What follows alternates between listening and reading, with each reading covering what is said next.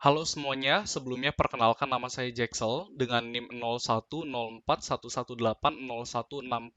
Saya merupakan mahasiswa dari Universitas Pelita Harapan jurusan Ilmu Komunikasi.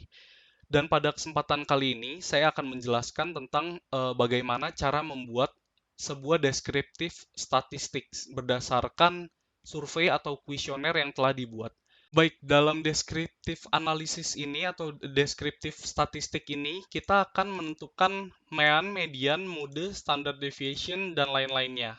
Nah, untuk yang pertama kita akan menghitung nilai dari mean. Nilai mean sendiri ini merupakan nilai rata-rata dari keseluruhan total kuesioner yang sudah dibuat. Oke, misalkan di sini kita ingin mencari nilai rata-ratanya. Oke, maka di sini kita tinggal masukkan rumus average, lalu kita buka kurung, kita blok dari kolom O2 sampai O19. Dan setelah itu kita tutup kurung, dan di sini kita mendapatkan hasilnya yaitu 79,9444 sekian sekian sekian. Nah, itu untuk menghitung nilai mean. Berbeda dengan median, tetapi sama halnya dengan mean, yaitu kita di sini kita mencari nilai tengah.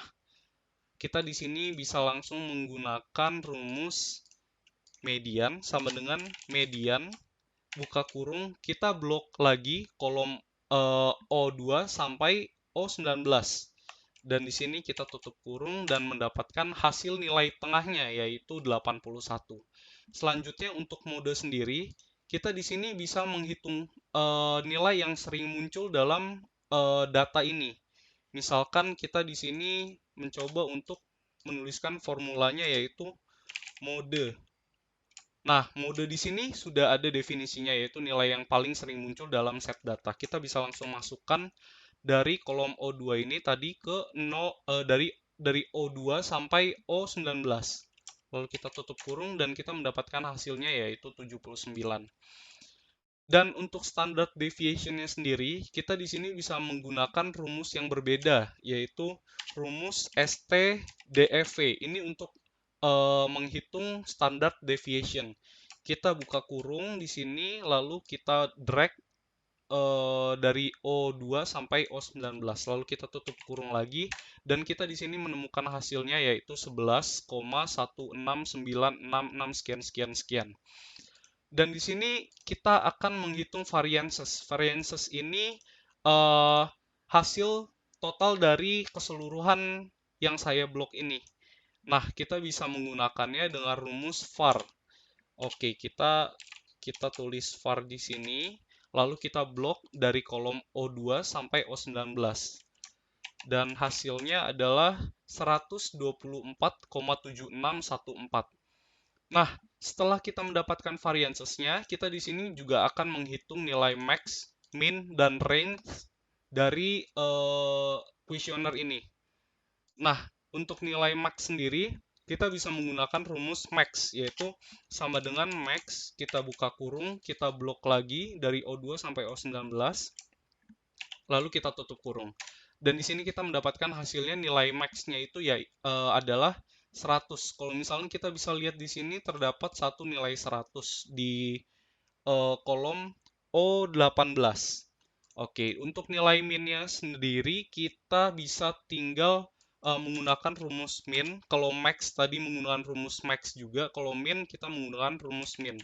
Yaitu sama dengan min, buka kurung, kita blok bagian O2 sampai O19, kita tutup kurung, kita enter. Dan di sini kita menemukan nilai minimalnya itu 62. Nah, untuk menghitung nilai range sendiri, kita bisa menggunakan contoh seperti ini. Misalnya kita ingin menghitung nilai antara max dan min. Kita tinggal menggunakan rumus sama dengan, lalu kita masukkan kolom R9, R10, lalu kita kurangi dengan kolom R11. Nah, di sini kita akan mendapatkan nilai range dari data yang saya blok ini. Nah, jumlahnya itu 38. Selanjutnya kita akan menghitung total keseluruhan dari dari nilai yang saya blok di sini. Caranya yaitu dengan menggunakan rumus sum atau jumlah total dari keseluruhan data yang ada di sini. Oke, yang sudah saya blok O2 sampai O19. Lalu tinggal kita enter saja. Di sini kita mendapatkan hasil 1439. Nah, setelah itu kita akan menghitung juga rumus count.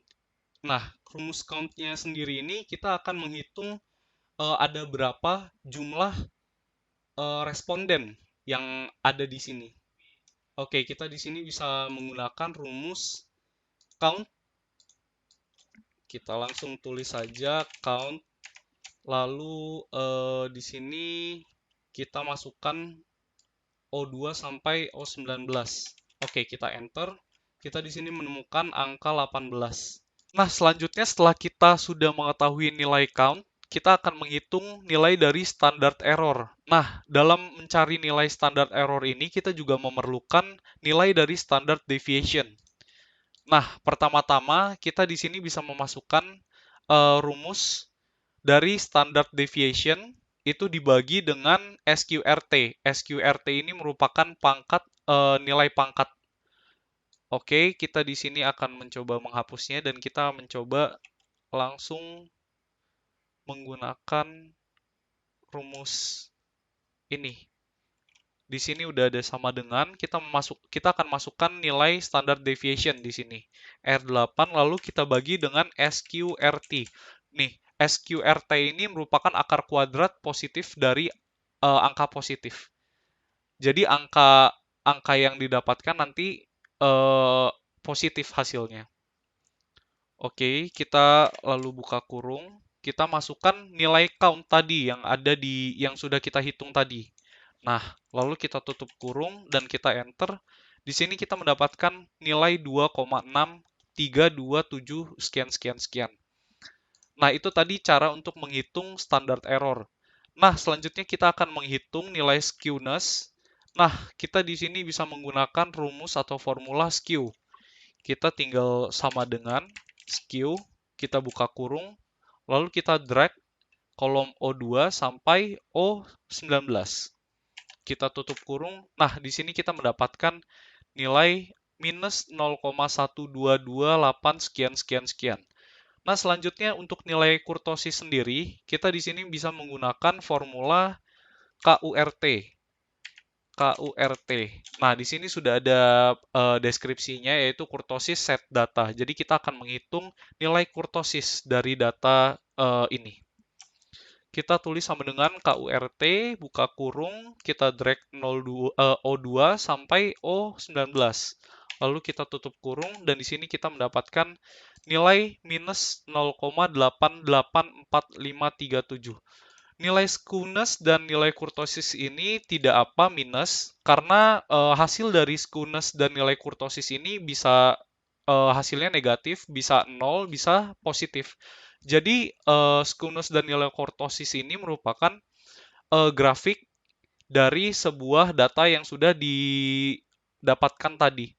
Kalau misalkan dia minus, grafik dia akan lebih condong ke sebelah kanan dan bentuknya kurang lebih seperti oke, akan saya contohkan menggunakan Paint. Misalkan ini sebuah grafik. Nah, untuk data kurtosis tadi, untuk data nilai kurtosis dan nilai skewness, kalau misalkan minus, dia akan condong seperti ini. Berbeda halnya dengan kalau misalkan nilai tersebut positif. Kalau nilai tersebut positif, ini akan saya beri tanda, ini negatif. Kalau misalkan positif, data tersebut akan menghasilkan grafik seperti ini. Ini positif dan ini negatif. Bagaimana kalau misalkan 0?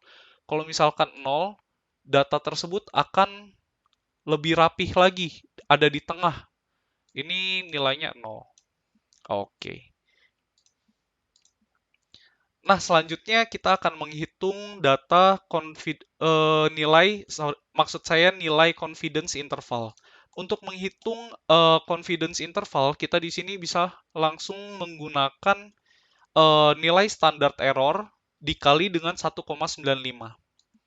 Mengapa 1,95? Karena itu memang sudah ketentuan untuk menghitung confidence interval.